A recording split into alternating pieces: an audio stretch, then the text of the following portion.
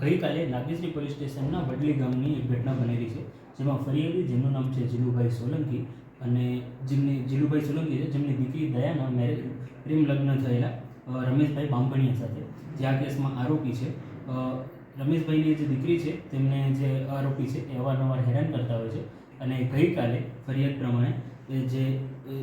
જીલુભાઈ સોલંકી છે તેમના દીકરો પ્રવીણ અને એમની દીકરી તેજલ બંને ગઈકાલે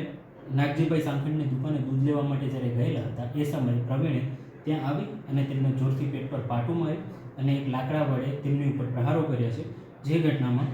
પ્રવીણભાઈ છે તેમનું મૃત્યુ નિપજ્યું છે, અને નાગેશ્રી પોલીસ સ્ટેશનને આ ફરિયાદની જાણ થતાં તરત જ ગુનો દાખલ કરવામાં આવ્યો છે, અને આરોપી છે તેને હસ્તગત કરવામાં આવ્યો છે, અને તેની અટક કરી અને આગળની કાર્યવાહી શરૂ કરવામાં આવી છે.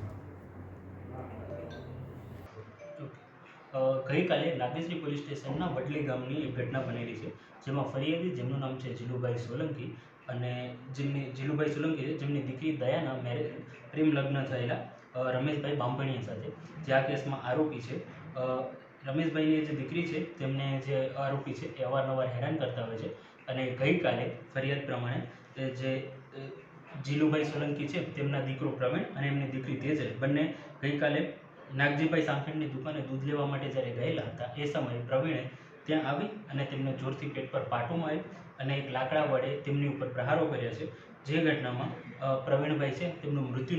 નિપજ્યું છે, અને નાગેશ્રી પોલીસ સ્ટેશનને આ ફરિયાદની જાણ થતાં તરત જ ગુનો દાખલ કરવામાં આવ્યો છે, અને આરોપી છે તેને હસ્તગત કરવામાં આવ્યો છે, અને તેની અટક કરી અને આગળની કાર્યવાહી શરૂ કરવામાં આવી છે.